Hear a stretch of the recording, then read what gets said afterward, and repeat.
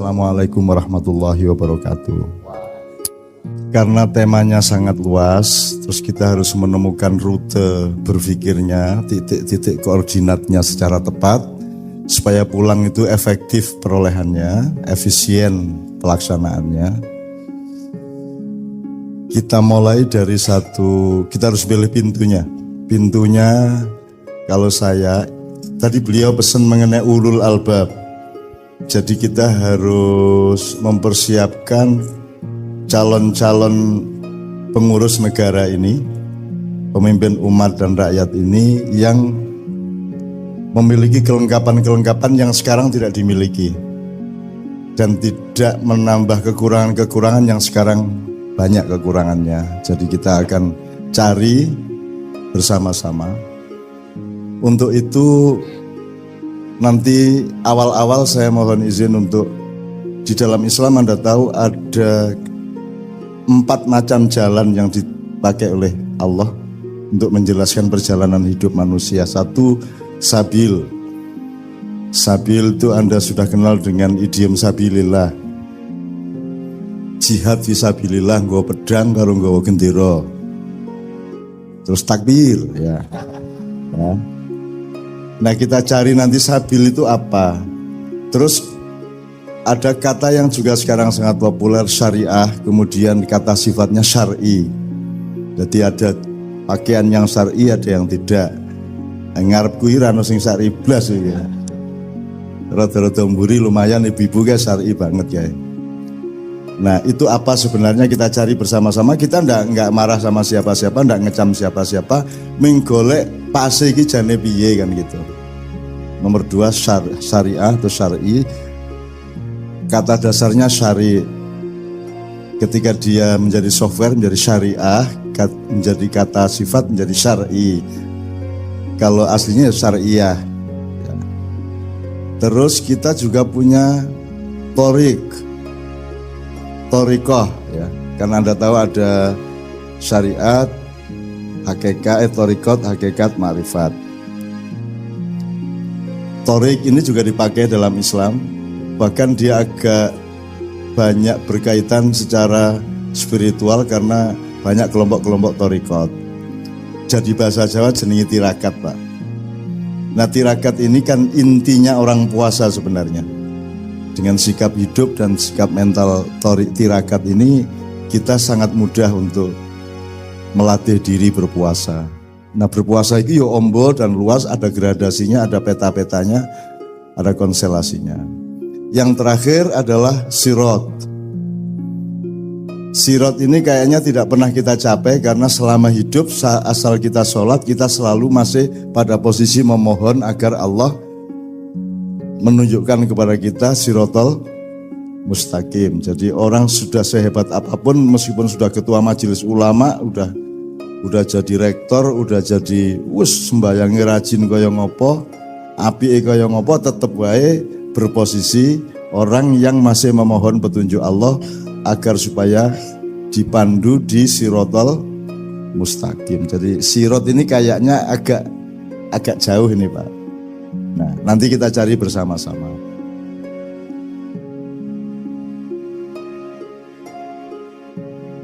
Karena urusannya jalan, maka berarti yang kita lakukan adalah mencari bagaimana caranya berjalan, kemana kita berjalan. Berarti kita berada di rentang waktu masa silam, masa kini, dan masa depan.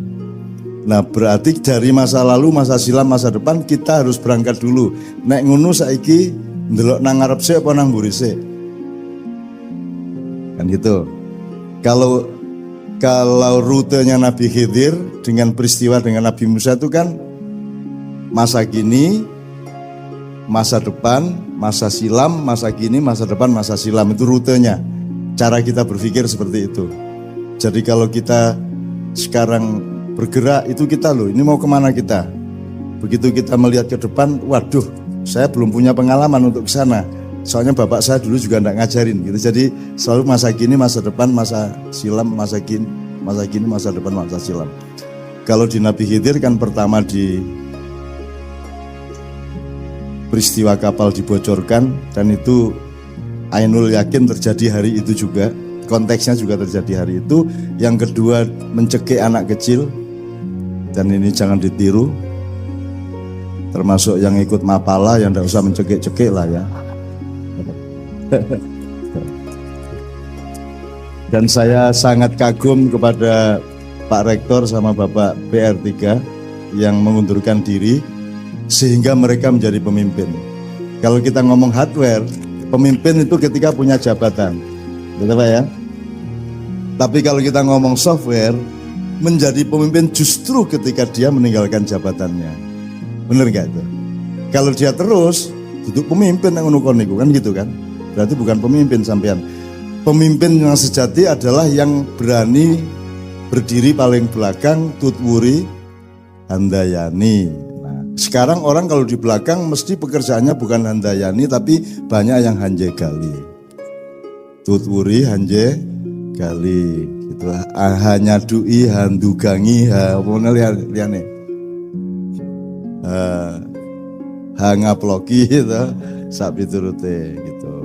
Nah, Pak Rektor yang kemarin mengundurkan diri karena ada kekhilafan yang agak parah, itu memberi contoh yang luar biasa kepada bangsa Indonesia, kepada pemerintah dan para pejabat bahwa justru kalau ingin menjadi pemimpin itu bukan berat kepada kursinya tapi berat kepada akhlak sebagai manusia yang memimpin. Nah, demi akhlak itu beliau mengundurkan diri. Murek kira-kira. Nah, saya tidak pernah mengundurkan diri karena tidak pernah maju. Ya apa? Sangel lagu. Kalau gitu gini, Bismillahirrahmanirrahim, saya minta mikrofon kita cari yang enak. Kita mulai karena kita jalan ke depan, maka kita ambil Al-Hasyr ayat 18. Di mana Allah itu memberi metodologi caranya kita menempuh masa depan. A'udzu billahi minasy syaithanir rajim. Ya ayyuhalladzina amanu taqullah.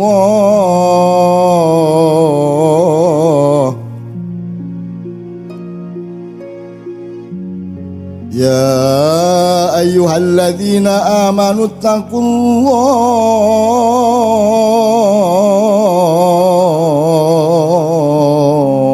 faltandur nafsum ma qaddamat lighad.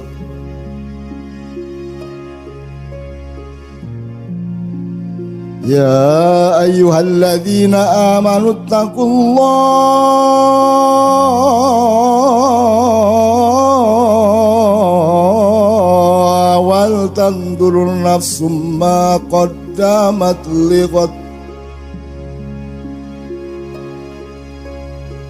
Wattaqullah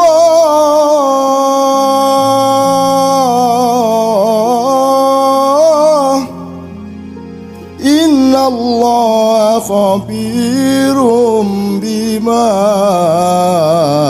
ta'malun.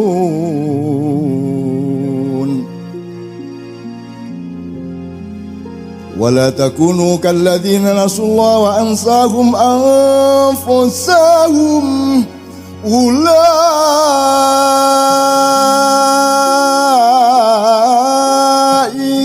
humul fasiqun.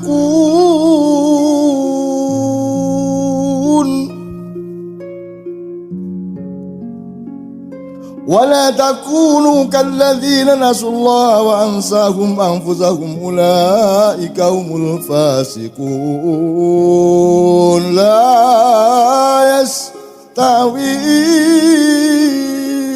ashabun nari wa ashabul jannah. Ashabul jannati humul faizun.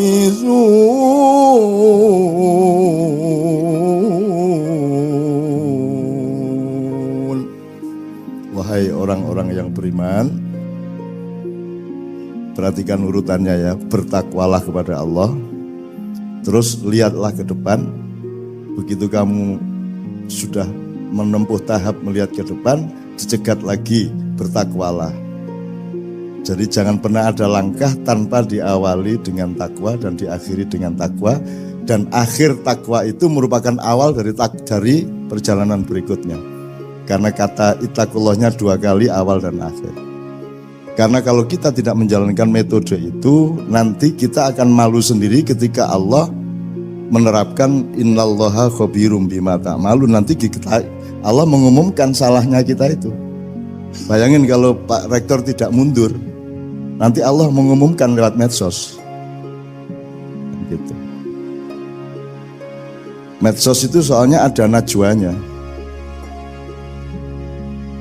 Bukan najwa Metro TV, bukan najwa Shihab. Najwa itu Anda cari di Al-Quran juga. Najwa itu artinya apa? Najwa itu bisikan setan.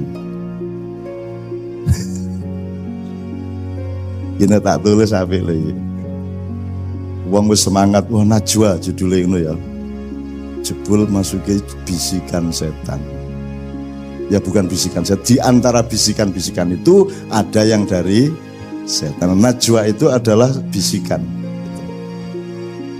Aku nek karo cah wedok tak najwa ya gitu kan. Maksud tak bisiki. Kok jadi praktekke wah. Ora syar'i kowe iki.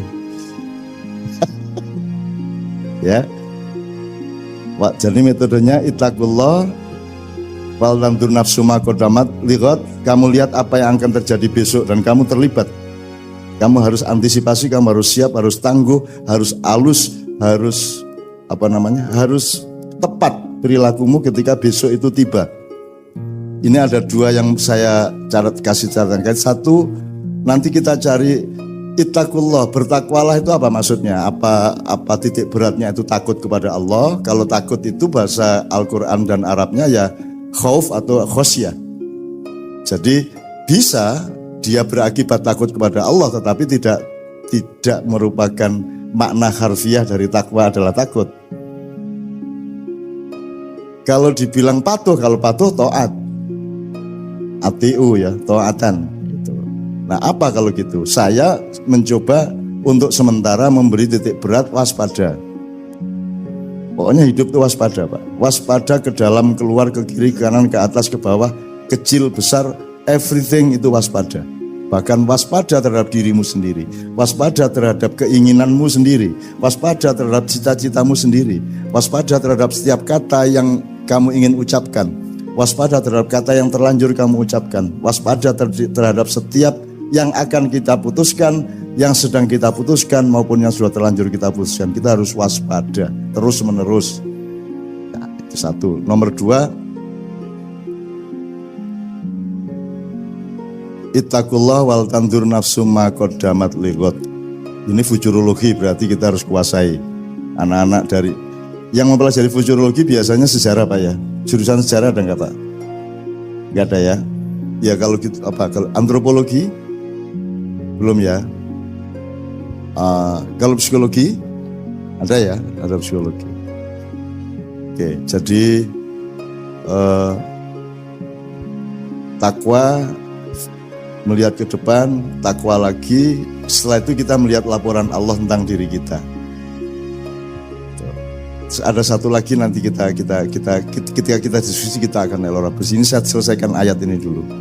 Innallaha khabirum bima ta'malun. Allah dalam Al-Quran kalau Anda baca terjemahannya khabirum bima ta'malun itu mengetahui apa yang kamu lakukan. Saya menerjemahkannya agak berbeda dan saya tidak menyatakan yang lama itu salah. Ya, pokoknya kita perkaya lah Pak. Kan gula sama-sama manis Pak, tapi caranya mengucapkan manisnya itu nyamleng kan beda-beda. Ono sing maknyus, ono sing markotop, ono meneh apa sing apa wah jos. Allahu Akbar aja ada yang menyebutnya enggak. Kalau Allahu Akbar dia agak khawatir dianggap orang FPI. Terus dia bilang, "Wah, Gusti Allah jos." Allah jos. Ya ono juga Pak itu Pak. Udah biarin aja enggak apa-apa wong bukan kata-katanya yang penting, melainkan apa yang diniatkan dari dalam hatinya dan kondisi murni dari batin setiap orang yang mengucapkannya. Nah, jos, maha jos gitu.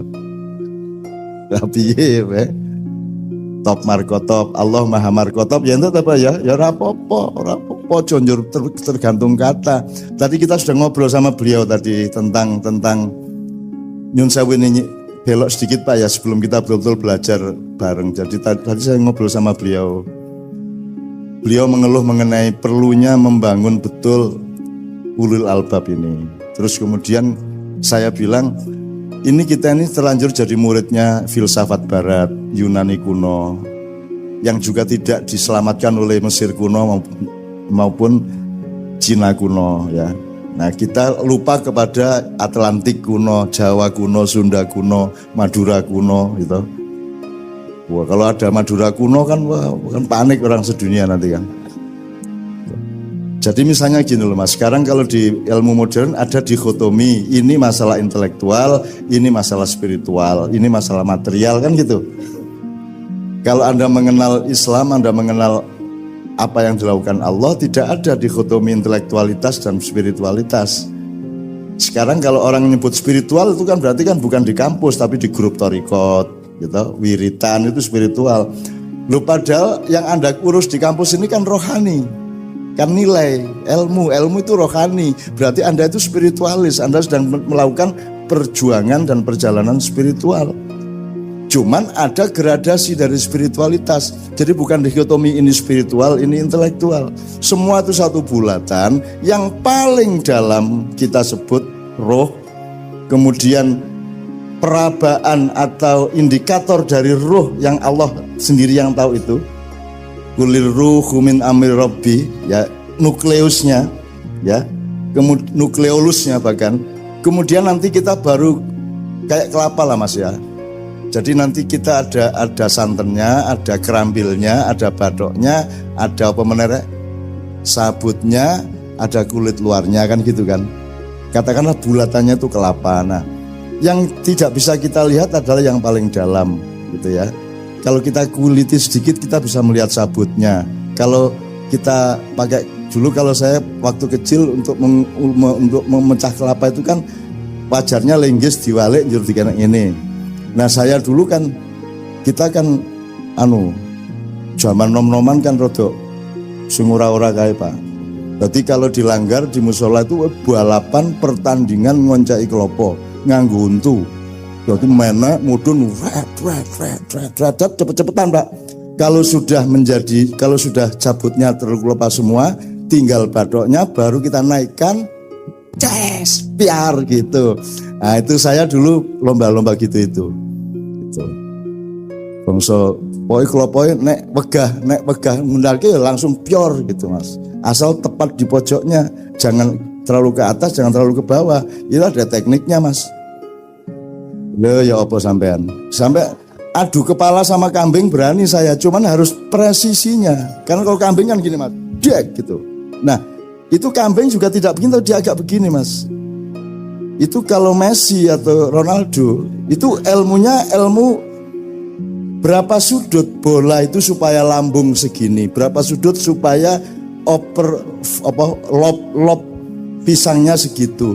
Kalau penalti itu yang ini kan sininya, sini, itu 0, sekian sudut itu berbeda, gagal masuk Mas. Gitu Mas.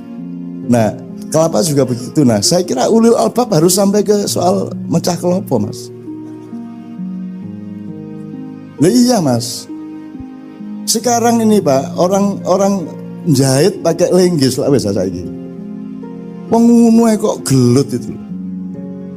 Gitu kok bertengkar itu loh. Jadi saya tuh seneng lihat Indonesia itu, ya Allah, lucunya manusia itu, ya Allah bertengkar. Yang satu Bhinneka Tunggal Ika, yang satu 212 gitu ya. Terus yang klenik, jadi ini kan karena berhubung sudah tidak ada SD-SB, udah nggak ada togel, yaudah sekarang setiap peristiwa kita cari angkanya 411, 212, 205 kan gitu kan. Kita sebenarnya itu kode untuk para petaruh sepak bola gitu kan. Menlayo pelowong senengane sing ora-ora dan terus kerengan, terus benci satu sama lain. kemudian balas dendam satu sama lain terus sampai hari ini. Sekarang ada viral sapa iku ya saiki pokoknya giliran ini lagi giliran mukul. Jadi kalau zaman dulu Pak ada pertandingan ujung Pak. Sampai ujung itu pakai penjalin panjang, itu gantian mukul.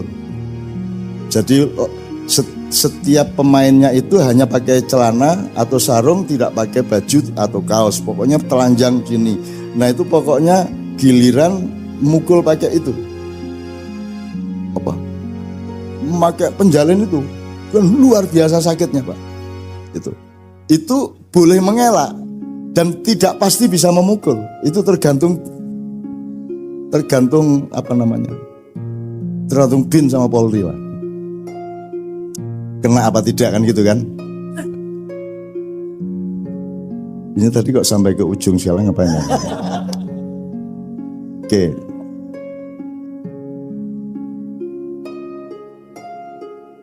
Tekan ngendi aku mau. Iya, enggak kok sampai ke penjalan apa tadi itu? Kelapa. Ya ini saya ngomong presisi. Saya kira salah satu problem Indonesia sekarang adalah tidak ada yang gelisah terhadap presisi intelektual ketika menilai sesuatu. Ada banyak bias-bias, ada banyak apa namanya goyang lah. Ngelihat sesuatu itu goyang gitu. Ya tidak presisi. Nah presisi itu kalau bahasa Al-Qur'annya menurut saya hikmah. Hikmah itu dari kata hakama yahkumu. Kalau hikmatan atau hukman itu kan semacam penemuan yang teradil dari sesuatu hal, itu namanya hikmah. Tetesan yang paling murni dari suatu peristiwa itu namanya hikmah. Maka subjeknya yang namanya hakim adalah orang yang paling berpengalaman dan punya kelembutan nurani dan kecerdasan akal untuk menemukan yang paling adil dari suatu peristiwa. Itulah hakim. Jadi Al-Hakim, Allah Al-Hakim adalah Allah yang maha presisi, Allah yang maha mengetahui hikmah. Itu. Makanya kita selalu ngomong kalau ada apa-apa ya diambil hikmahnya gitu.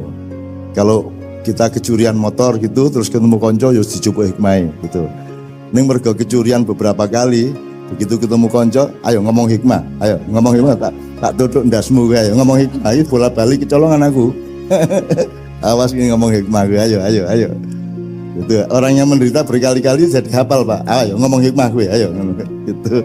Oke, saya persingkat teman-teman sekalian. Faltantu nafsu makotamali wa taqullaha innallaha khabirun bima ta'malun. Kemudian Allah memberi teori lagi mengenai wala takunu kalladzina nasullaha wa ansahum anfusahum ulaika humul fasikun. Jadi definisi fasik adalah orang yang mengalami dialektika lupa kepada Allah sehingga lupa dirinya sehingga lupa Allah. Lupa ini mari kita buka pintunya. Lupa itu kan tidak hanya lupa, itu artinya ketidaktahuan, kekeliruan, dan itu bisa berlangsung di segala hal. Bisa lupa, Allah mengatakan nasullaha wa ansahum anfusahum. Anda lupa kepada dirimu sendiri. Lupa kepada dirimu sendiri itu kan boleh berkonteks macam-macam, kan gitu. Boleh identitas sosialnya, boleh jabatan strukturalnya, boleh konteks kekeluargaannya, boleh posisi sosialnya, boleh apa saja. Lupa kepada diri itu kan bahaya sekali. Gitu. Nah di Indonesia ini orang tidak punya kewaspadaan untuk tidak lupa. Gitu. Kadang-kadang undang-undang aja lupa. Kadang-kadang, tapi ini tak contohin jadi dawa lah. Pokoknya jangan lupa nanti jangan, kalau seharusnya 2 derajat jangan 2,5 derajat gitu lah ya. Supaya itu sudah tersebut lupa gitu. Kemudian baru Allah di akhirnya, di endingnya memberi rumusan yang sangat jelas, tidak sama ahli neraka dengan ahli surga. Yang ahli surga adalah mereka yang beruntung. Nah sekarang untung itu kan definisi kita kan menentang Allah. Yang kita maksud untung kan untung materialisme, untung materi. Untung bagi Allah, aku takon, Beruntung mana, rektor terus rektor, apa rektor mengundurkan diri karena kasus? Yang mana yang beruntung? Dia terus jadi rektor, apa dia mengundurkan diri? Yang mana yang beruntung?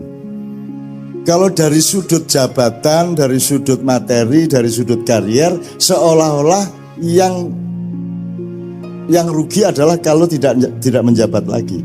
Tapi kalau Anda ngomong hidup adalah derajat, hidup adalah wibowo, hidup adalah kebijaksanaan, hidup adalah citra, hidup adalah orang punya aji ning urip, maka yang beruntung adalah yang mengundurkan diri. Tuh. Dan banyak sekali kasus-kasus. Ashabul jannati humul faizun. Oke, teman-teman sekalian, kita mulai dari situ, baru nanti kita lihat UII dan Indonesia F Fakultas Psikologi dan Ilmu Sosial Budaya. Anyar gitu ya. Enggak, maksud saya aku ini biar mlebu psikologi UGM, Pak. Bahwa ora diterima urusannya UGM. Nek aku lak mlebu ya toh, karepku lak mlebu apa aku ora diterima itu gabungan dengan ilmu sosial ya. Ilmu budaya, sosial budaya. Saya dulu masuk psikologi, arsitek masuk, kedokteran masuk karepku ning bahwa lawangnya ora dibuka lah urusannya sing duwe lawang kudu aku lak masuk. Dan yang saya paling mangkel itu wong zaman aku umur 17-18 ta ya.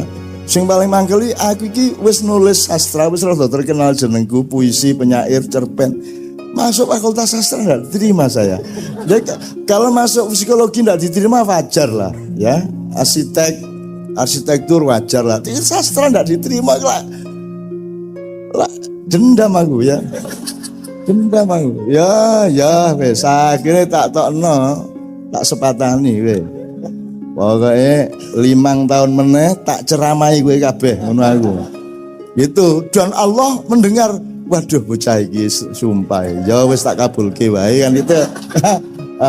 Akhirnya bener Mas, tanpa sadar karena 5 tahun kan udah lupa.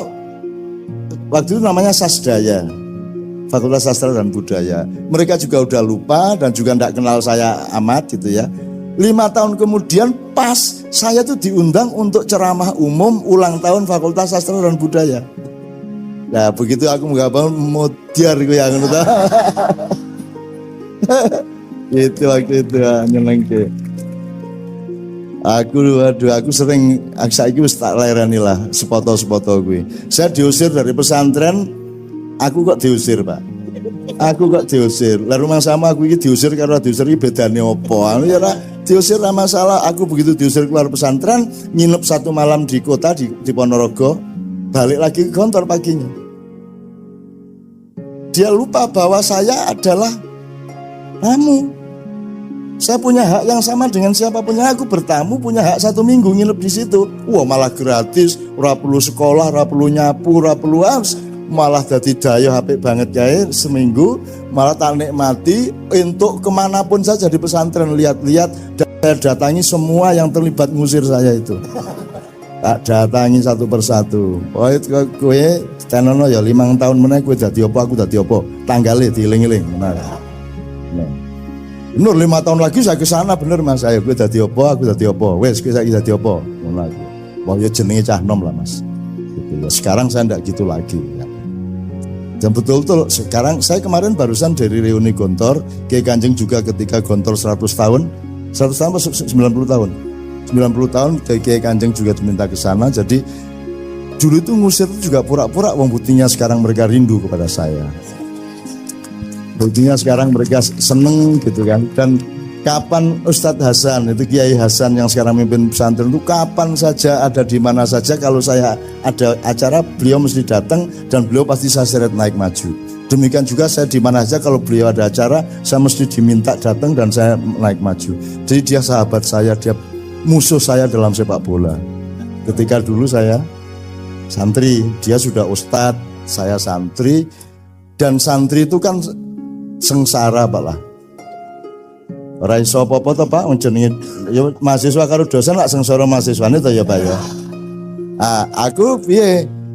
Kalau sudah Di luar lapangan kan kita sudah jadi santri lagi dan mereka berkuasa atas kita, ya harus ngopo terserah mereka. Satu-satunya tempat balas dendam adalah lapangan sepak bola. Jadi saya bener itu, pokoknya bal-balan tak incer. Tak incer, tak giring, aku serundingan karo arek-arek, rundingan pokoknya iko sing jenenge iko kita bikin dia melengkung awake. Melengkung itu maksudnya gini, nanti saya kasih tahu. Melengkung itu kan gini tuh Mas. Jadi kita giring seolah-olah kita ini agak lemah, kurang cepat larinya, supaya dia maju dalam posisi di mana dia seolah akan menendang bola. Begitu dia mau nendang, balik tak sewaduk, kena gini, melengkung agak kan yang itu seweneng aku wes. Tapi pembalasan dendam di permainan sepak bola dibalas lagi sama ustadznya habis maghrib. Panggil aku gini disuruh ini disuruh itu, walau habis mereka berak merentah kita.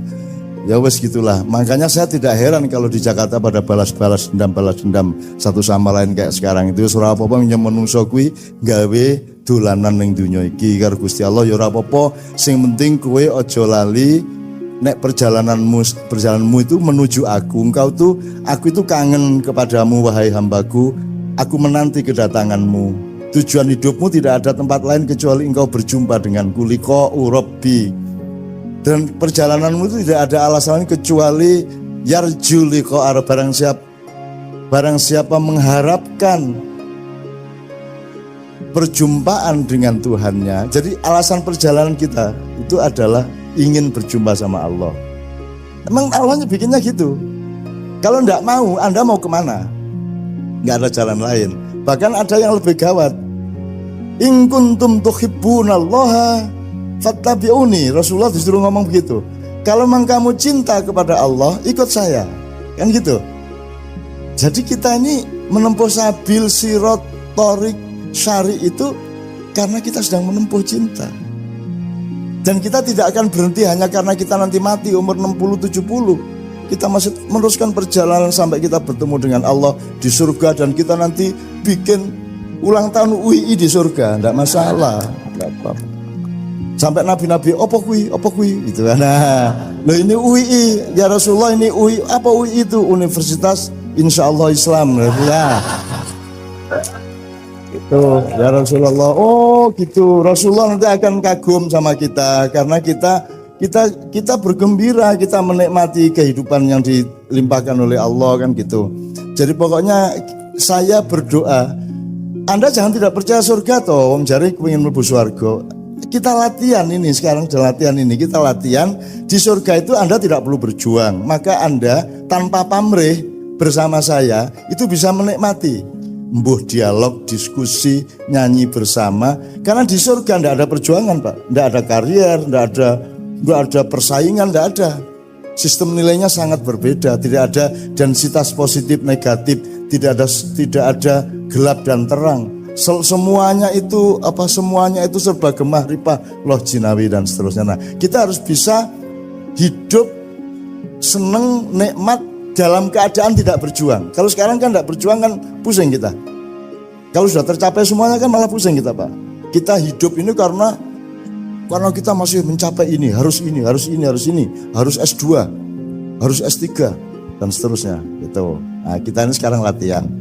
Nah, mudah-mudahan Anda semua nanti saya mohon kepada Allah agar saya ikut Anda lah nanti ke surga gitu ya. Dan Anda termasuk orang yang saya doakan kloter enggak belakang-belakang, kloter agak depan-depan lah. Ya Pak ya. Pak ya. Loh iya Pak. Jadi kita, kan tidak tergantung abad berapa Anda hidup, tapi tergantung kualitas dan kedalaman cintamu kepada Allah. Coba sekarang nanti kita tolong bawakan sholawat nariyah ya. Teman-teman hafal ya. Allahumma sholli sholatan ya. Itu sholawat Pak Nyun Sewu Pak Dekan, Pak PR3. Itu sholawat dibikin ketika Rasulullah masih hidup. Jadi ini mbok-mbokane sholawat. Ini induknya sholawat. Ini dibikin oleh Syekh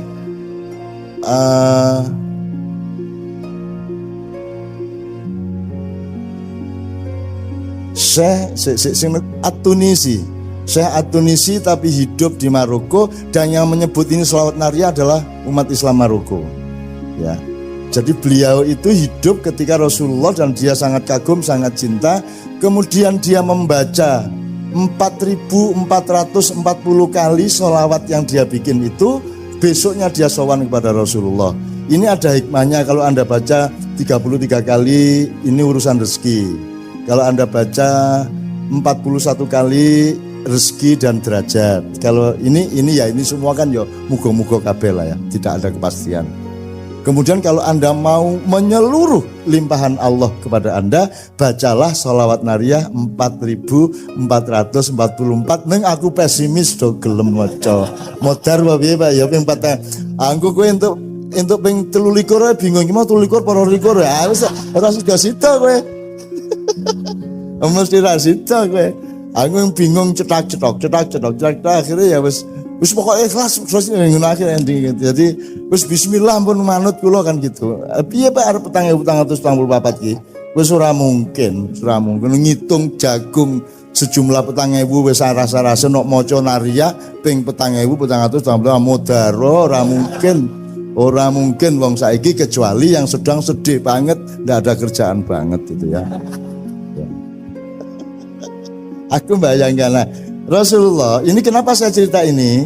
Karena Syekh At-Tunisi ini membaca itu tadi dengan hitungannya sendiri, dengan dalam tanda petik yos kuwi karep-karepe dhewe, ngarang-ngarang dhewe, harap-harapan dhewe, bener apa tidak terserah Rasulullah, terserah Allah.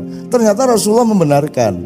Nah, begitu beliau sowan Rasulullah semalam saya membaca sholawat untukmu ini sebanyak sekian kali, tapi saya minta satu hal yang Rasulullah tolong jangan menolak. Kalau Rasulullah sampai menolak permintaan saya ini, saya stres, galau nanti saya gitu. Rasulullah ini dilala ya murah, ya wes apa kono gitu, dipenuhin sama Rasulullah. Apa kamu minta apa? Kata Rasulullah. Terus Syekh At-Tunisi mengatakan gini loh, saya tuh nggak muluk-muluk, cuman tolong saya dimasukkan ke kloter pertama yang masuk surga. Oh iya ora masalah wis tak lebokke gitu Mas. Ah saiki kowe arep piye? Kowe nek arep kloter pertama maca iki ping 4.000 terus 44. Nek arep kloter pertama ning nek dilebokke aku ora ketemu Kanjeng Nabi yo ya toh. Mulane kene iki wis lah rasa gagas sing ngono-ngono kuwi. Yang penting kita bener-bener aduh ya Allah masyaallah.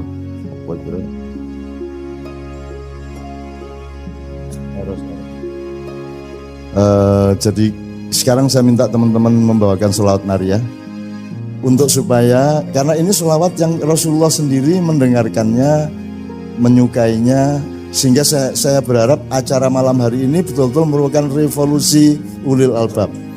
Artinya Anda oleh Allah agak disulap sedikit-sedikit, tidak konvensional. Anda mendapatkan limpahan yang lebih dari Allah. Besok mendapat kejutan-kejutan dari Allah. Apa yang lama Anda tunggu-tunggu besok datang. Apa yang lama Anda idam-idamkan kelihatan akan tercapai. Ya, wanita yang Anda share sejak lama besok mesem sama Anda. Wow. Dari tadi saya mendoakan macam-macam gak ono sing amin, begitu soal sir-siran amine banter ya karu-karuan. Oh Islam ya amin. Mas Islam ini istri beliau setahun yang lalu dipanggil Allah Subhanahu wa taala dalam usia 35 tahun. Nah, jadi Mas Islam ini kan masih umur 40. Ya coba kuwi wis ora duwe bojo. Kuwi kan yo piye coba kuwi. Itu kan dia tidak harus sabar, dia juga harus menyabarkan. Ngerti maksudnya? Dia harus sabar dengan dirinya sendiri dan dia harus menyabarkan anggotanya. Iya tak Mas? Jadi nek adus iki didelok sabar le. Sabar le ya. As-sabru ngerti kayak pendina maca hadis ya. As-sabru yu'inu ala kulli amalin. Ngerti kan? Sabar itu menolong setiap perbuatan. Innallaha Innallaha ma'as sobirin. Aku duwe kanca sobirin biyen ning SMA. Isuk-isuk ning kelas kok ora ana bocah jebul sobirin mlebu sumur, Mas. Keceblong sumur. Us kita lari, akhirnya pokoknya singkat cerita bisa kita selamatkan tanpa luka, tanpa apa, bisa kita ambil lagi untuk bisa dinaikkan dan selamat. Dan di situ kita kemudian mempelajari dan membuktikan bahwa innallaha ma'as sobirin. Jelas tau wong sing selamat jenenge sobirin. Jadi sekarang Anda tahu asbabun nuzulnya ayat itu toh. Innallaha ma'as sobirin. Lane nek duwe anak jenenge sobirin. Assalamualaikum warahmatullahi wabarakatuh. Karena temanya sangat luas, terus kita harus menemukan rute berpikirnya, titik-titik koordinatnya secara tepat, supaya pulang itu efektif perolehannya, efisien pelaksanaannya. Kita mulai dari kita harus pilih pintunya. Pintunya, kalau saya, tadi beliau pesan mengenai ulul albab. Jadi kita harus mempersiapkan calon-calon pengurus negara ini, pemimpin umat dan rakyat ini yang memiliki kelengkapan-kelengkapan yang sekarang tidak dimiliki dan tidak menambah kekurangan-kekurangan yang sekarang banyak kekurangannya. Jadi kita akan cari bersama-sama. Untuk itu nanti awal-awal saya mohon izin untuk di dalam Islam Anda tahu ada 4 macam jalan yang dipakai oleh Allah untuk menjelaskan perjalanan hidup manusia. 1, sabil. Sabil itu Anda sudah kenal dengan idiom sabilillah. Jihad fisabilillah, nggawa pedang karo nggawa gendera. Terus takbir ya. Nah kita cari nanti sabil itu apa. Terus ada kata yang juga sekarang sangat populer, syariah, kemudian kata sifatnya syar'i. Jadi ada pakaian yang syar'i, ada yang tidak. Ngarep kuwi ra ono sing syar'i blas iki. Rada-rada mburi lumayan ibu-ibu guys syar'i banget ya. Nah, itu apa sebenarnya kita cari bersama-sama. Kita enggak marah sama siapa-siapa, enggak ngecam siapa-siapa, menggolek pase iki jane piye kan gitu. Nomor 2 syariah atau syar'i. Kata dasarnya syari. Ketika dia menjadi software menjadi syariah, menjadi kata sifat menjadi syar'i. Kalau aslinya syariah. Ya. Terus kita juga punya torikoh ya. Karena Anda tahu ada syariat, hakikat, torikot, hakikat, ma'rifat. Torik ini juga dipakai dalam Islam. Bahkan dia agak banyak berkaitan secara spiritual karena banyak kelompok-kelompok torikot. Jadi bahasa Jawa jenenge tirakat, Pak. Nah tirakat ini kan intinya orang puasa sebenarnya. Dengan sikap hidup dan sikap mental tirakat ini kita sangat mudah untuk melatih diri berpuasa. Nah berpuasa itu ya ombo dan luas, ada gradasinya, ada peta-petanya, ada konstelasinya. Yang terakhir adalah sirot. Sirot ini kayaknya tidak pernah kita capai karena selama hidup asal kita sholat kita selalu masih pada posisi memohon agar Allah menunjukkan kepada kita sirotol mustaqim. Jadi orang sudah sehebat apapun meskipun sudah ketua majelis ulama, udah jadi rektor, udah jadi sembayangi rajin kaya ngopo, apike kaya ngopo, tetep wae berposisi orang yang masih memohon petunjuk Allah agar supaya dipandu di sirotol mustaqim. Jadi sirot ini kayaknya agak jauh ini Pak. Nah nanti kita cari bersama-sama.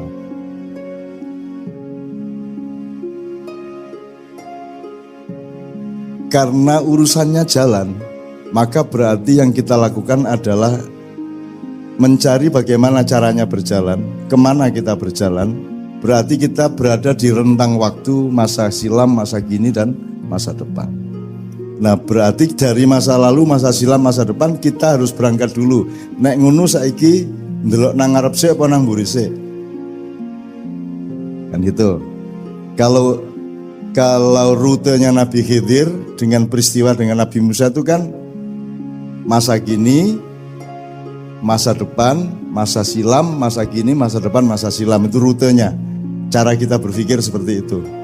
Jadi kalau kita sekarang bergerak itu kita loh, ini mau kemana kita?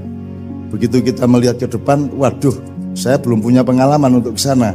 Soalnya bapak saya dulu juga enggak ngajarin gitu. Jadi selalu masa kini, masa depan, masa silam, masa kini, masa depan, masa silam. Kalau di Nabi Khidir kan pertama di peristiwa kapal dibocorkan, dan itu Ainul Yakin terjadi hari itu juga. Konteksnya juga terjadi hari itu.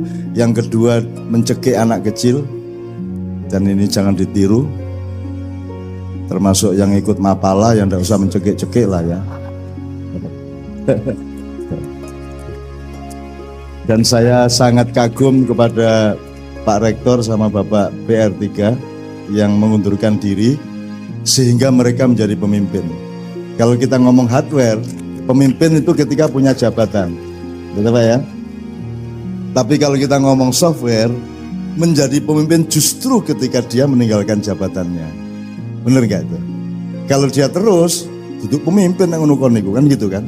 Berarti bukan pemimpin sampean. Pemimpin yang sejati adalah yang berani berdiri paling belakang, tutwuri handayani. Nah, sekarang orang kalau di belakang mesti pekerjaannya bukan handayani tapi banyak yang hanjegali. Tutwuri hanjegali. Gitu, hanya dui handugangi apa liane hangaploki gitu sak piturute gitu. Nah Pak Rektor yang kemarin mengundurkan diri karena ada kekhilafan yang agak parah, itu memberi contoh yang luar biasa kepada bangsa Indonesia, kepada pemerintah dan para pejabat, bahwa justru kalau ingin menjadi pemimpin itu bukan berat kepada kursinya, tapi berat kepada akhlak sebagai manusia yang memimpin. Nah demi akhlak itu beliau mengundurkan diri. Murek kira-kira. Nah saya tidak pernah mengundurkan diri karena tidak pernah maju. Ya apa, sangel lagu. Kalau gitu gini, bisa Monohim, saya minta mikrofon kita cari yang enak. Kita mulai karena kita jalan ke depan, maka kita ambil Al-Hasyr ayat 18. Di mana Allah itu memberi metodologi caranya kita menempuh masa depan. Ya. A'udzu billahi minasyaitonir rajim. Ya ayyuhalladzina amanu taqullah.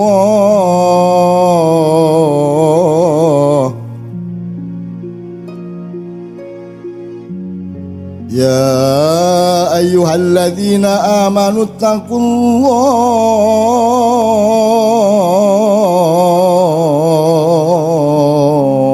faltandur nafsum ma qaddamat lighad.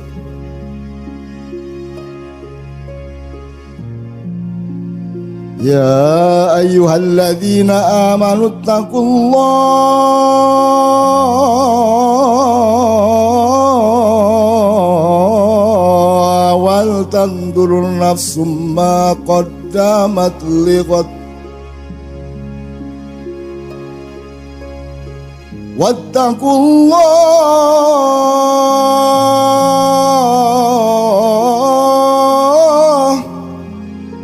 innallaha khabirum bima ta'malun.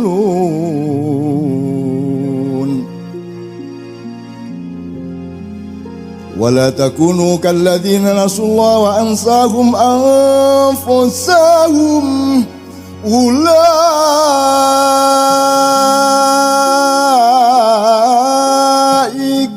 humul fasiqun.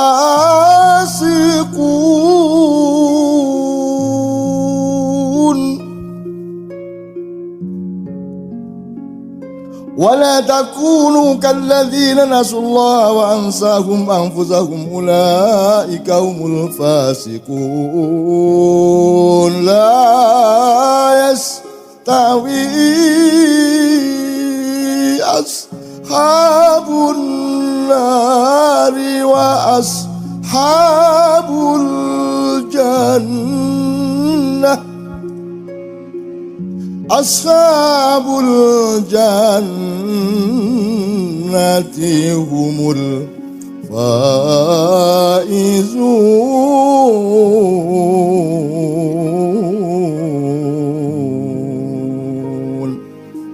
Wahai orang-orang yang beriman, perhatikan urutannya ya. Bertakwalah kepada Allah, terus lihatlah ke depan. Begitu kamu sudah menempuh tahap melihat ke depan, dicegat lagi, bertakwalah. Jadi jangan pernah ada langkah tanpa diawali dengan takwa dan diakhiri dengan takwa. Dan akhir takwa itu merupakan awal dari perjalanan berikutnya. Karena kata ittaqullahnya 2 kali, awal dan akhir. Karena kalau kita tidak menjalankan metode itu, nanti kita akan malu sendiri ketika Allah menerapkan innallaha khabirum bima ta'malun. Nanti Allah mengumumkan salahnya kita itu. Bayangin kalau Pak Rektor tidak mundur, nanti Allah mengumumkan lewat medsos. Gitu. Medsos itu soalnya ada najwanya. Bukan najwa Metro TV, bukan najwa Shihab. Najwa itu Anda cari di Al-Quran juga. Najwa itu artinya apa? Najwa itu bisikan setan. Gini tak tulis apa lagi. Wong wis semangat, wah najwa judulnya itu ya. Jebul masuki bisikan setan. Ya bukan bisikan setan. Di antara bisikan-bisikan itu ada yang dari setan. Najwa itu adalah bisikan. Aku nek karo cah wedok tak najwa ya gitu kan. Maksud tak bisiki. Kok jadi praktekke, wah.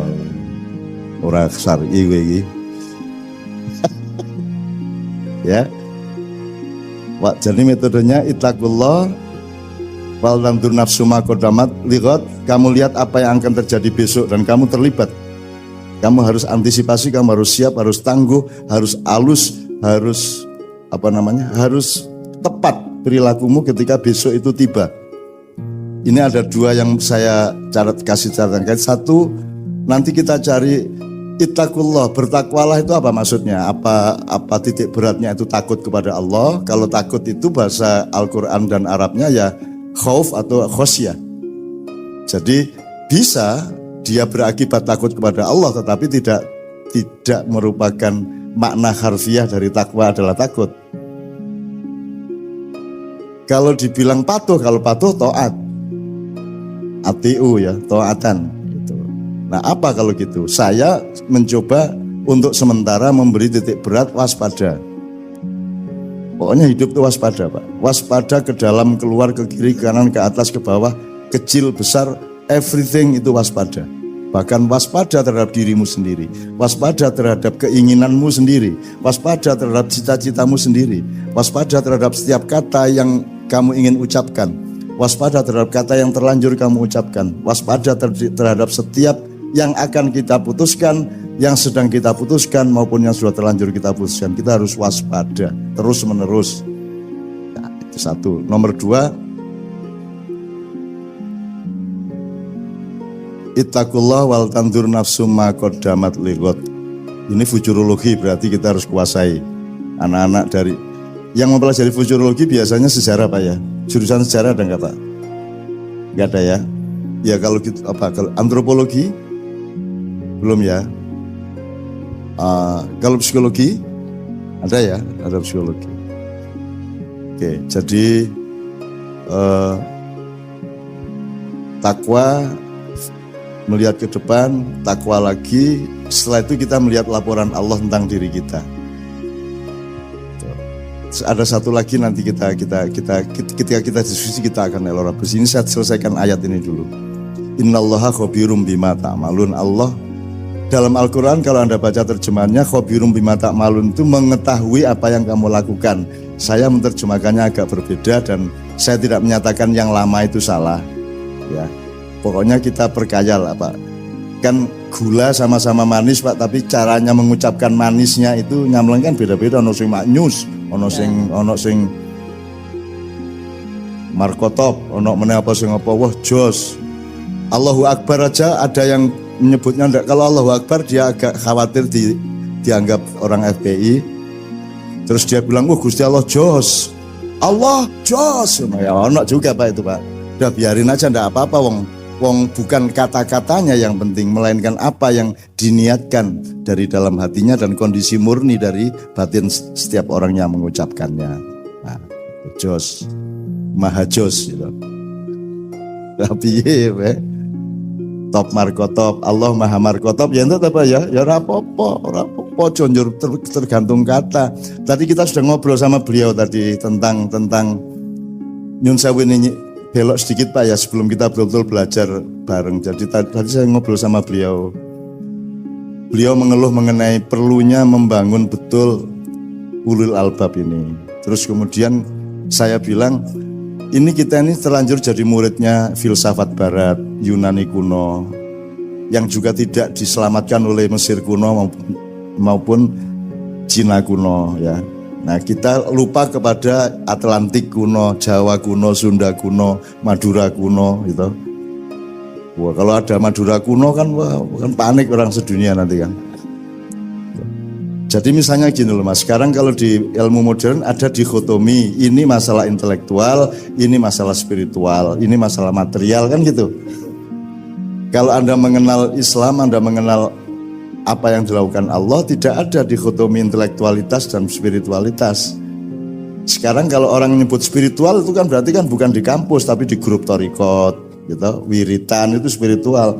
Loh padahal yang Anda urus di kampus ini kan rohani. Kan nilai, ilmu itu rohani. Berarti Anda itu spiritualis, Anda sedang melakukan perjuangan dan perjalanan spiritual. Cuman ada gradasi dari spiritualitas. Jadi bukan dikotomi ini spiritual, ini intelektual. Semua itu satu bulatan. Yang paling dalam kita sebut roh. Kemudian perabaan atau indikator dari roh yang Allah sendiri yang tahu itu. Kulir ruhu min amri rabbi, ya nukleusnya ya, nukleolusnya bahkan. Kemudian nanti kita baru kayak kelapa lah Mas ya. Jadi nanti kita ada santannya, ada kerambilnya, ada badoknya, ada apa menerek sabutnya, ada kulit luarnya kan gitu kan. Katakanlah bulatannya itu kelapa. Nah, yang tidak bisa kita lihat adalah yang paling dalam gitu ya. Kalau kita kuliti sedikit kita bisa melihat sabutnya. Kalau kita pakai dulu, kalau saya waktu kecil untuk memecah kelapa itu kan wajarnya lenggis diwalik njur dikene ini. Nah saya dulu kan kita kan zaman nom-noman kan rodok sing ora-ora kae Pak. Jadi kalau dilanggar di musola itu balapan pertandingan ngoncai klopo nganggo untu. Jadi mana mudun cepet-cepetan Pak. Kalau sudah cabutnya terlepas semua, tinggal badoknya baru kita naikkan, piar gitu. Nah itu saya dulu lomba-lomba gitu itu. Bangsa klopoe nek wegah ngundalke langsung pior gitu Mas. Asal tepat di pojoknya, jangan terlalu ke atas, jangan terlalu ke bawah. Itu ada tekniknya Mas. Loh ya apa sampean? Sampai adu kepala sama kambing berani saya, cuman harus presisinya. Karena kalau kambing kan gini Mas, dek gitu. Nah, itu kambing juga tidak begini, dia agak begini Mas. Itu kalau Messi atau Ronaldo, itu ilmu berapa sudut bola itu supaya lambung segini, berapa sudut supaya lob pisangnya segitu. Kalau penalti itu yang diinikan sininya, sini, itu 0, sekian sudut itu berbeda, gagal masuk Mas. Gitu Mas. Nah, kelapa juga begitu. Nah, saya kira ulul albab harus sampai ke soal mecah kelopo Mas. Nah iya Mas. Sekarang ini Pak, orang jahit pakai lenggis lah wis saiki. Wong ngono kok gelut itu loh. Gitu kok bertengkar itu loh. Jadi saya tuh seneng lihat Indonesia itu, ya Allah, lucunya manusia itu, ya Allah bertengkar. Yang satu Bhinneka Tunggal Ika, yang satu apa? 212 gitu ya. Terus yang pokoknya klenik. Jadi ini kan karena berhubung sudah tidak ada SD/SB, udah nggak ada togel. Yaudah sekarang setiap peristiwa kita cari angkanya. 411, 212, 205 kan gitu kan. Kita sebenarnya itu kode untuk para petaruh sepak bola gitu kan. Nah ya pelowong senengane sing ora-ora. Dan terus kerengan, terus benci satu sama lain, kemudian balas dendam satu sama lain terus sampai hari ini. Sekarang ada viral sapa iku? Ya saiki pokoknya giliran ini lagi giliran mukul. Jadi kalau zaman dulu Pak ada pertandingan ujung Pak. Sampai ujung. Ujung itu pakai penjalin panjang. Itu gantian mukul. Jadi setiap pemainnya itu hanya pakai celana atau sarung, tidak pakai baju atau kaos. Pokoknya telanjang gini. Nah itu pokoknya giliran mukul pakai itu. Apa? Pakai penjalin itu. Kan luar biasa sakitnya Pak. Itu boleh mengelak dan tidak pasti bisa memukul. Itu tergantung apa namanya? Tergantung BIN sama Polri lah. Kena apa tidak kan gitu kan? Ini tadi kok sampai ke ujung sekarang ngapain ya? Oke.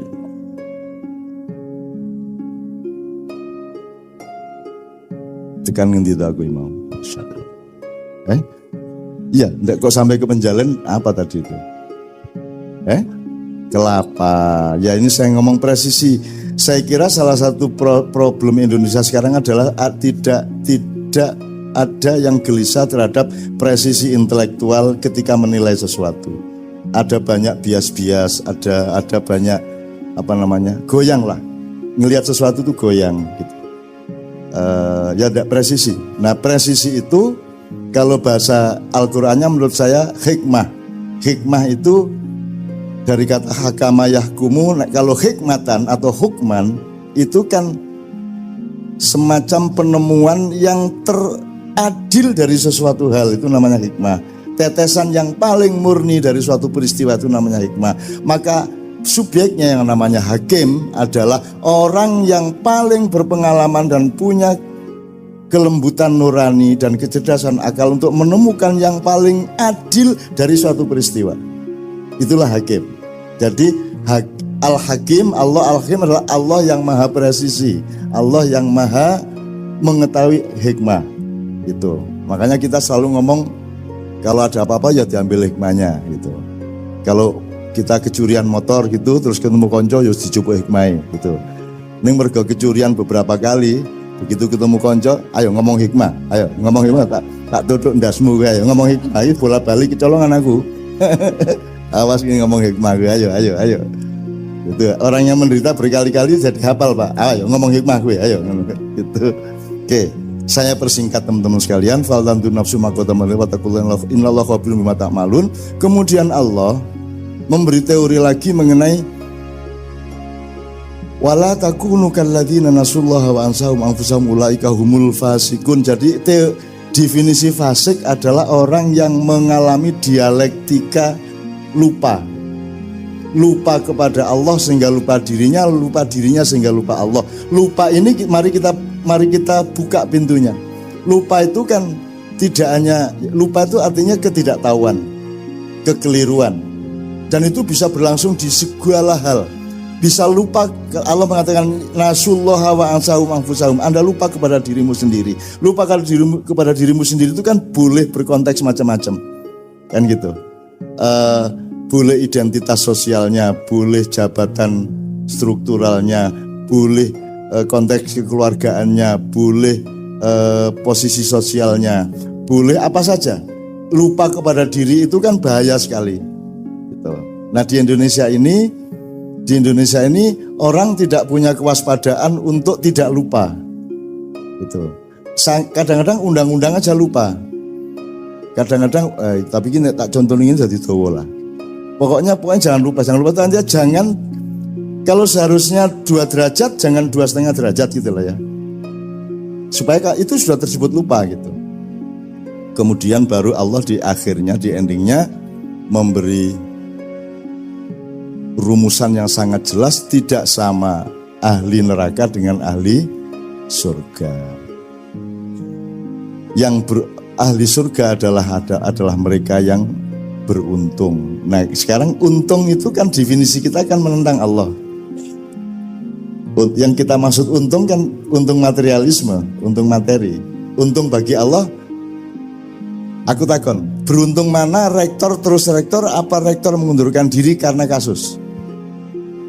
Yang mana yang beruntung? Dia terus jadi rektor, apa dia mengundurkan diri? Yang mana yang beruntung? Kalau dari sudut jabatan, dari sudut materi, dari sudut karier, seolah-olah yang rugi adalah kalau tidak menjabat lagi. Tapi kalau Anda ngomong hidup adalah derajat, hidup adalah wibowo, hidup adalah kebijaksanaan, hidup adalah citra, hidup adalah orang punya aji ning urip, maka yang beruntung adalah yang mengundurkan diri. Tuh. Dan banyak sekali kasus-kasus. Ashabul jannati humul faizun. Oke, teman-teman sekalian, kita mulai dari situ, baru nanti kita lihat UI dan Indonesia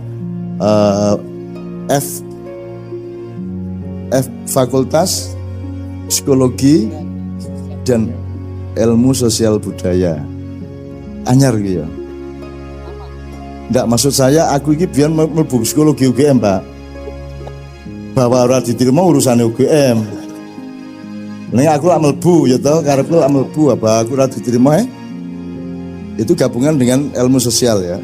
Ilmu budaya, sosial budaya. Saya dulu masuk psikologi, arsitek masuk, kedokteran masuk karepku ning bahwa lawangnya ora dibuka lah urusannya sing duwe lawang kudu aku lah masuk. Dan yang saya paling mangkel itu wong zaman aku umur 17-18 ta ya. Sing paling mangkel aku iki wis nulis sastra, wis rada terkenal jenengku, puisi, penyair, cerpen. Masuk fakultas sastra enggak diterima saya. Jadi kalau masuk psikologi enggak diterima wajar lah ya. Arsitektur wajar lah. Tapi sastra enggak diterima lah. Dendam aku ya. Dendam aku. Ya wis akhirnya tak tokno, tak sepatani wis. Pokoke 5 tahun meneh tak ceramahi kowe kabeh ngono aku. Gitu, dan Allah mendengar, waduh bocah iki sumpah. Ya wis tak kabulke wae kan itu. Akhirnya bener Mas, tanpa sadar karena 5 tahun kan udah lupa. Waktu itu namanya Sasdaya, Fakultas Sastra dan Budaya. Mereka juga udah lupa dan juga tidak kenal saya amat gitu ya. 5 tahun kemudian pas saya tuh diundang untuk ceramah umum ulang tahun Fakultas Sastra dan Budaya. Nah begitu aku nggak mau modiar gue yang itu. Itu waktu itu nyenengke. Aku sering saiki wis tak lereni lah sepoto-sepoto gue. Saya diusir dari pesantren, aku kok diusir, Pak. Aku kok diusir. Lah rumah sama aku iki diusir karo diusir iki bedane opo? Ya ora diusir ra masalah. Aku begitu diusir keluar pesantren, nginep 1 malam di kota di Ponorogo, balik lagi ke kantor paginya. Dia lupa bahwa saya adalah tamu. Saya punya hak yang sama dengan siapapun yang aku bertamu, punya hak 1 minggu nginep di situ. Wah malah gratis, ora perlu sekolah, ora perlu nyapu, ora perlu malah dadi dayo apik banget kae seminggu, malah tak nikmati untuk kemanapun saja di pesantren lihat-lihat dan saya datangi semua yang terlibat ngusir saya itu. Tak datangi satu persatu. Oh itu kowe tenono ya 5 tahun meneh kowe dadi apa aku dadi apa. Tanggale dieling-eling. Nah. Bener 5 tahun lagi saya ke sana bener Mas, saya gue dadi apa, aku dadi apa. Wes kowe saiki dadi apa? Ngono aku. Wah ya jenenge cah nom lah Mas. Gitu ya. Sekarang saya ndak gitu lagi ya. Dan betul-betul sekarang saya kemarin barusan dari reuni Gontor, Kiai Kanjeng juga ketika Gontor 100 tahun 90 tahun. 90 tahun Kiai Kanjeng juga diminta ke sana. Jadi Dulu itu ngusir itu juga pura-pura, wong buktinya sekarang mereka rindu kepada saya. Buktinya sekarang mereka seneng gitu kan. Dan kapan Ustadz Hasan, itu Kiai Hasan yang sekarang memimpin pesantren itu kapan saja, ada di mana saja, kalau saya ada acara beliau mesti datang dan beliau pasti saya seret naik maju. Demikian juga saya di mana saja kalau beliau ada acara, saya mesti diminta datang dan saya naik maju. Jadi dia sahabat saya, dia musuh saya dalam sepak bola. Ketika dulu saya santri, dia sudah ustadz, saya santri, dan santri itu kan sengsara Pak lah. Ora iso apa-apa to Pak, jenenge ya mahasiswa karo dosen lak sengsara mahasiswane to ya Pak ya. Aku piye? Kalau sudah di luar lapangan kan kita sudah jadi santri lagi dan mereka berkuasa atas kita, ya toh harus ngopo terserah mereka. Satu-satunya tempat balas dendam adalah lapangan sepak bola. Jadi saya bener itu, pokoknya bal-balan tak incer, tak giring. Aku serundingan karo arek-arek, rundingan pokoknya iko sing jenenge iko, kok kita bikin dia melengkung awake. Melengkung itu maksudnya gini, nanti saya kasih tahu. Melengkung itu kan gini tuh Mas. Jadi kita giring, seolah-olah kita ini agak lemah, kurang cepat larinya, supaya dia maju dalam posisi di mana dia seolah akan mendang bola. Begitu dia mau nendang, balik tak sewaduk, kena gini, melengkung bagaikan yang itu seweneng aku wes. Tapi pembalasan dendam di permainan sepak bola dibalas lagi sama ustadznya habis maghrib. Panggil aku gini, disuruh ini, disuruh itu. Walah, habis mereka berak merentah kita. Ya wes gitulah. Makanya saya tidak heran kalau di Jakarta pada balas dendam satu sama lain kayak sekarang itu. Surah apa-apa yang menungso kuwi gawe dolanan ning dunya iki karo Gusti Allah ya ora apa-apa. Sing penting kowe aja lali nek perjalananmu itu menuju aku. Aku itu kangen kepadamu wahai hambaku. Aku menanti kedatanganmu. Tujuan hidupmu tidak ada tempat lain kecuali engkau berjumpa denganku. Liqa'u Rabbi. Dan perjalananmu itu tidak ada alasan kecuali yarju liqa, barang siapa mengharapkan perjumpaan dengan Tuhannya. Jadi alasan perjalanan kita itu adalah ingin berjumpa sama Allah. Emang Allahnya bikinnya gitu. Kalau enggak mau, Anda mau kemana? Enggak ada jalan lain. Bahkan ada yang lebih gawat. In kuntum tuhibbunallaha fattabi'uni. Rasulullah disuruh ngomong begitu. Kalau memang kamu cinta kepada Allah, ikut saya. Kan gitu. Jadi kita ini menempuh sabil sirat torik syari itu karena kita sedang menempuh cinta. Dan kita tidak akan berhenti hanya karena kita nanti mati umur 60-70. Kita masih meneruskan perjalanan sampai kita bertemu dengan Allah di surga. Dan kita nanti bikin ulang tahun UI di surga. Tidak masalah, tidak apa-apa.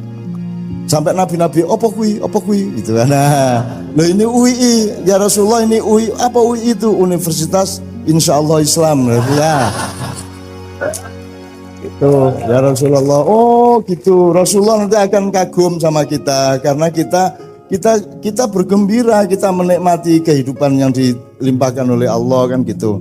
Jadi pokoknya saya berdoa, Anda jangan tidak percaya surga toh, wong jare kepengin mlebu surga. Kita latihan ini sekarang, kita latihan di surga itu Anda tidak perlu berjuang, maka Anda tanpa pamrih bersama saya itu bisa menikmati mbuh dialog, diskusi, nyanyi bersama. Karena di surga tidak ada perjuangan Pak, tidak ada karier, tidak ada persaingan, tidak ada. Sistem nilainya sangat berbeda, tidak ada densitas positif negatif, tidak ada gelap dan terang. Semuanya itu serba gemah ripah loh jinawi dan seterusnya. Nah, kita harus bisa hidup seneng nikmat dalam keadaan tidak berjuang. Kalau sekarang kan tidak berjuang kan pusing kita. Kalau sudah tercapai semuanya kan malah pusing kita Pak. Kita hidup ini karena kita masih mencapai ini, harus S2, harus S3 dan seterusnya gitu. Nah, kita ini sekarang latihan. Nah, mudah-mudahan Anda semua nanti, saya mohon kepada Allah agar saya ikut Anda lah nanti ke surga gitu ya. Dan Anda termasuk orang yang saya doakan kloter belakang-belakang. Kalau kita agak depan-depan lah. Ya Pak ya. Ya Pak ya. Loh iya Pak. Jadi kita, kan tidak tergantung abad berapa Anda hidup, tapi tergantung kualitas dan kedalaman cintamu kepada Allah. Coba sekarang nanti kita tolong bawakan sholawat nariyah ya. Teman-teman hafal ya. Allahumma sholli sholatan ya. Itu sholawat Pak Nyun Sewu Pak Dekan, Pak PR3. Itu sholawat dibikin ketika Rasulullah masih hidup. Jadi ini mbok-mbokane sholawat. Ini induknya sholawat. Ini dibikin oleh Syekh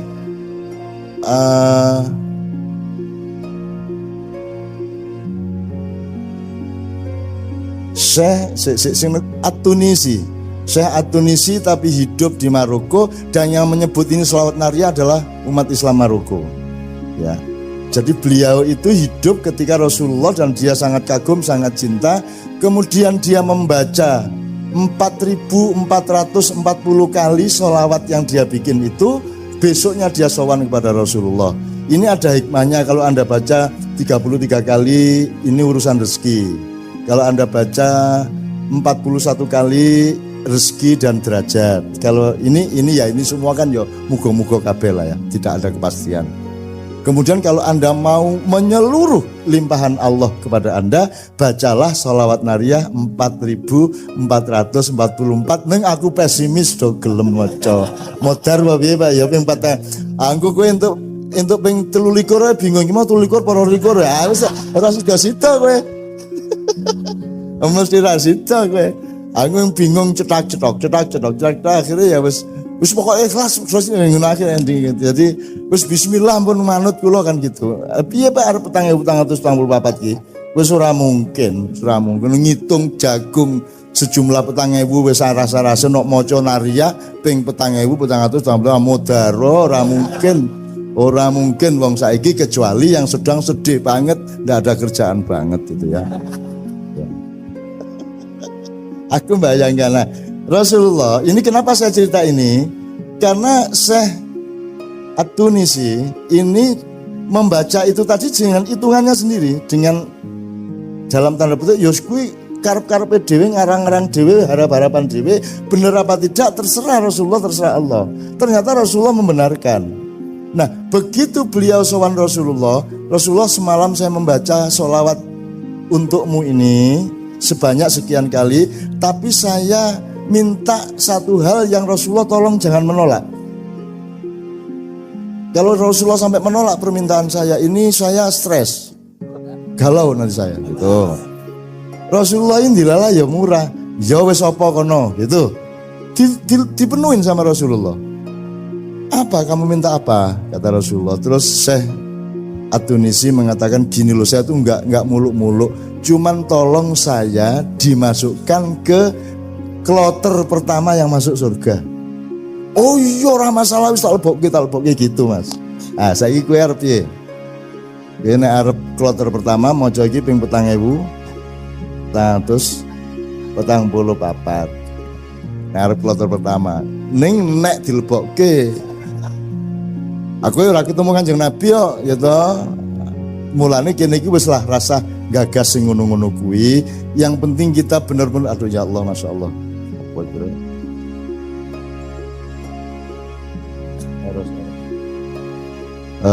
Jadi sekarang saya minta teman-teman membawakan sholawat nariyah untuk supaya, karena ini sholawat yang Rasulullah sendiri mendengarkannya, menyukainya, sehingga saya berharap acara malam hari ini betul-betul merupakan revolusi ulil albab.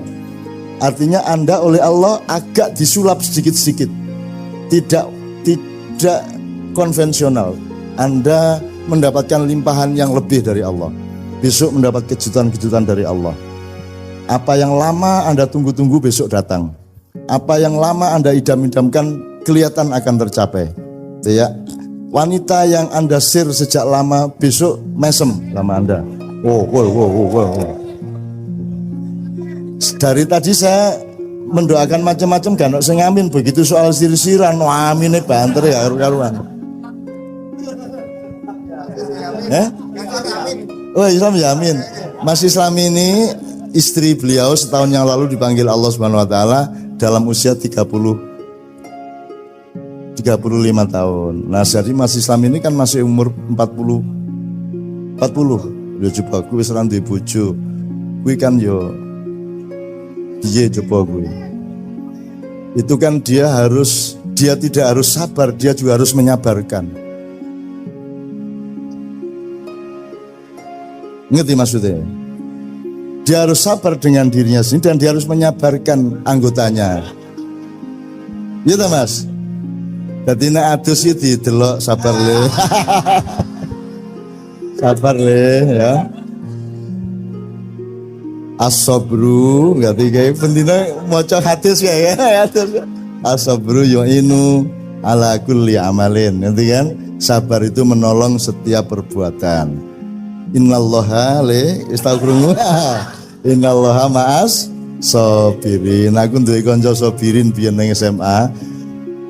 Isuk-isuk ning kelas kok ora ana bocah jebul sabirin mlebu sumur, Mas. Keceblong sumur.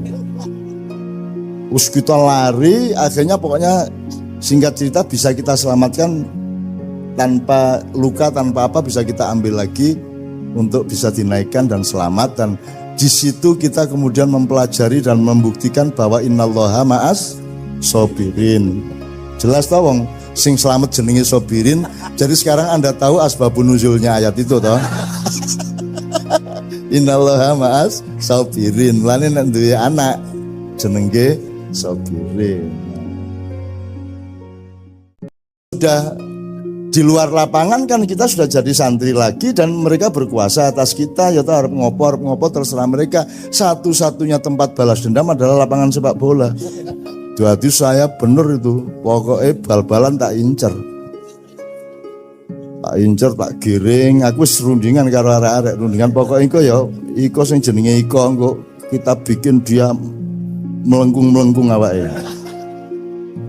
Melengkung itu maksudnya gini, nanti saya kasih tahu. Melengkung itu kan gini tuh Mas. Jadi kita giring seolah-olah kita ini agak lemah, kurang cepat larinya, supaya dia maju dalam posisi di mana dia seolah akan menendang bola. Begitu dia mau nendang, balik tak sewaduk, kena gini, melengkung tagak kan jangan. Itu seweneng aku wes. Tapi pembalasan dendam di permainan sepak bola dibalas lagi sama ustadznya habis maghrib. Panggil aku gini disuruh ini disuruh itu. Walah habis mereka berak merentah kita. Ya wes gitulah. Makanya saya tidak heran kalau di Jakarta pada balas dendam satu sama lain kayak sekarang itu. Ora apa-apa menyang menungso kuwi gawe dolanan ning donya iki karo Gusti Allah ya ora apa-apa. Sing penting kowe aja lali nek perjalananmu itu menuju aku. Aku itu kangen kepadamu wahai hambaku. Aku menanti kedatanganmu. Tujuan hidupmu tidak ada tempat lain kecuali engkau berjumpa denganku. Liqa'u Rabbi. Dan perjalananmu itu tidak ada alasan kecuali yarju liqa'a. Barang siapa mengharapkan perjumpaan dengan Tuhannya. Jadi alasan perjalanan kita itu adalah ingin berjumpa sama Allah. Emang Allahnya bikinnya gitu. Kalau enggak mau, Anda mau kemana? Enggak ada jalan lain. Bahkan ada yang lebih gawat. In kuntum tuhibbunallaha fattabi'uni. Rasulullah disuruh ngomong begitu. Kalau memang kamu cinta kepada Allah, ikut saya. Kan gitu. Jadi kita ini menempuh sabil sirat torik syari itu karena kita sedang menempuh cinta. Dan kita tidak akan berhenti hanya karena kita nanti mati umur 60-70. Kita masih meneruskan perjalanan sampai kita bertemu dengan Allah di surga. Dan kita nanti bikin ulang tahun UI di surga. Tidak masalah. Tidak apa-apa. Sampai nabi-nabi, opo kui gitu kan. Nah, loh ini UI. Ya Rasulullah ini UI. Apa UI itu? Universitas Insya Allah Islam. Ya. Itu ya Rasulullah. Oh gitu. Rasulullah nanti akan kagum sama kita karena kita bergembira, kita menikmati kehidupan yang dilimpahkan oleh Allah kan gitu. Jadi pokoknya saya berdoa, Anda jangan tidak percaya surga toh, wong jare pengen mlebu surga. Kita latihan ini sekarang, kita latihan di surga itu Anda tidak perlu berjuang, maka Anda tanpa pamrih bersama saya itu bisa menikmati. mbuh dialog, diskusi, nyanyi bersama. Karena di surga tidak ada perjuangan, Pak. Tidak ada karier, tidak ada persaingan, tidak ada. Sistem nilainya sangat berbeda. Tidak ada densitas positif negatif, tidak ada gelap dan terang. Semuanya itu serba gemah ripah loh jinawi dan seterusnya. Nah, kita harus bisa hidup seneng nikmat dalam keadaan tidak berjuang. Kalau sekarang kan tidak berjuang kan pusing kita. Kalau sudah tercapai semuanya kan malah pusing kita, Pak. Kita hidup ini karena kita masih mencapai ini, harus S2, harus S3 dan seterusnya gitu. Nah, kita ini sekarang latihan. Nah, mudah-mudahan Anda semua nanti, saya mohon kepada Allah agar saya ikut Anda lah nanti ke surga gitu ya. Dan Anda termasuk orang yang saya doakan kloter enggak belakang-belakang, kloter agak depan-depan lah. Ya Pak ya, ya Pak ya. Loh iya Pak. Jadi kan tidak tergantung abad berapa Anda hidup, tapi tergantung kualitas dan kedalaman cintamu kepada Allah. Coba sekarang nanti kita tolong bawakan sholawat nariyah ya. Teman-teman hafal ya. Allahumma sholli sholatan ya. Itu sholawat Pak Nyun Sewu Pak Dekan, Pak PR3. Itu sholawat dibikin ketika Rasulullah masih hidup. Jadi ini mbok-mbokane sholawat. Ini induknya sholawat. Ini dibikin oleh Syekh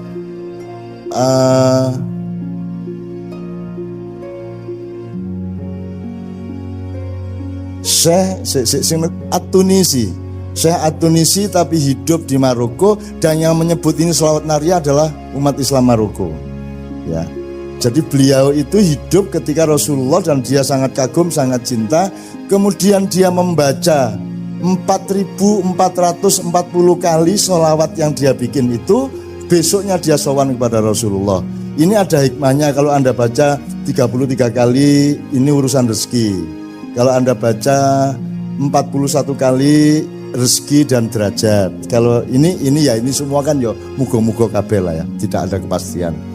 Kemudian kalau Anda mau menyeluruh limpahan Allah kepada Anda, bacalah sholawat nariyah 4.444. Neng aku pesimis do gelem maca. Modar apa piye Pak ya ping 4. Anggo kowe entuk ping 23 bingung iki mau 23 para 24 ya wis ora sida sida kowe. Mesti ra sida kowe. Aku bingung cetak akhirnya ya wis pokoknya ikhlas terus ngono akhir ending. Jadi wis bismillah pun manut kula kan gitu. Piye Pak arep 4.444 ki? Wis ora mungkin ngitung jagung sejumlah 4.000 wis rasa-rasa nok maca nariyah ping 4.444 modaro ora mungkin wong saiki kecuali yang sedang sedih banget, ndak ada kerjaan banget gitu ya. Aku bayangkan lah Rasulullah, ini kenapa saya cerita ini? Karena Syekh At-Tunisi ini membaca itu tadi dengan hitungannya sendiri, dengan dalam tanda petik yos kuwi karep-karepe dhewe, ngarang-ngarang dhewe, harap-harapan dhewe, bener apa tidak terserah Rasulullah, terserah Allah. Ternyata Rasulullah membenarkan. Nah, begitu beliau sowan Rasulullah semalam saya membaca sholawat untukmu ini sebanyak sekian kali, tapi saya minta satu hal yang Rasulullah tolong jangan menolak. Kalau Rasulullah sampai menolak permintaan saya ini, saya stres, galau nanti saya gitu. Rasulullah ini dilala ya murah, ya wes apa kono gitu, dipenuhin sama Rasulullah. Apa kamu minta apa? Kata Rasulullah. Terus Syekh At-Tunisi mengatakan gini loh, saya tuh nggak muluk-muluk, cuman tolong saya dimasukkan ke kloter pertama yang masuk surga. Oh iya ora masalah wis tak lebokke gitu Mas. Ah saiki kowe arep piye? Kowe nek arep kloter pertama maca iki ping 4.000 444. Nek arep kloter pertama ning nek dilebokke aku ora ketemu Kanjeng Nabi yo ya toh. Mulane kene iki wis lah rasa gagas sing ngono-ngono kuwi. Yang penting kita bener-bener aduh ya Allah masyaallah.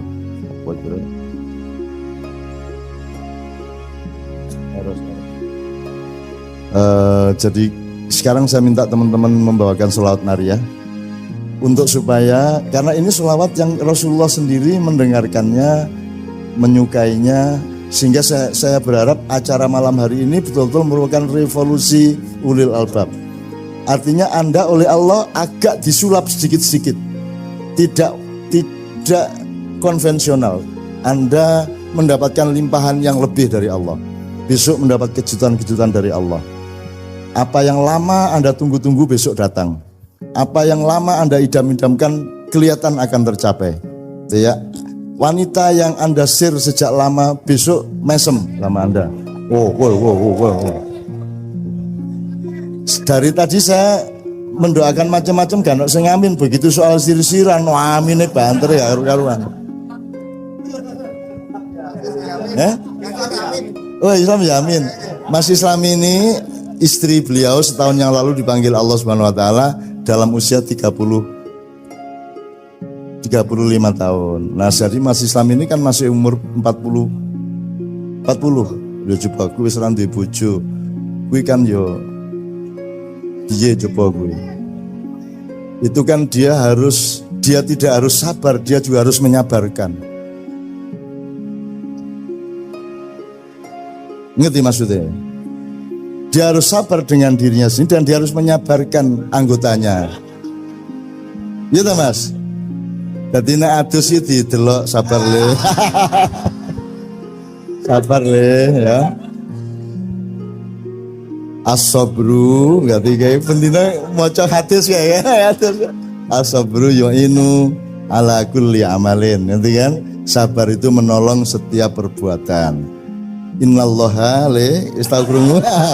Innallaha ma'as sabirin. Aku duwe kanca sabirin biyen ning SMA.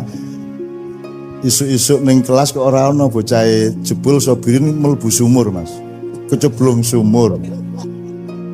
Terus kita lari, akhirnya pokoknya singkat cerita bisa kita selamatkan tanpa luka, tanpa apa bisa kita ambil lagi untuk bisa dinaikkan dan selamat. Dan di situ kita kemudian mempelajari dan membuktikan bahwa innallaha ma'as sabirin. Jelas tau wong sing selamat jenenge sabirin. Jadi sekarang Anda tahu asbabun nuzulnya ayat itu toh. Innallaha ma'as sabirin. Mulane nek duwe anak jenenge sabirin.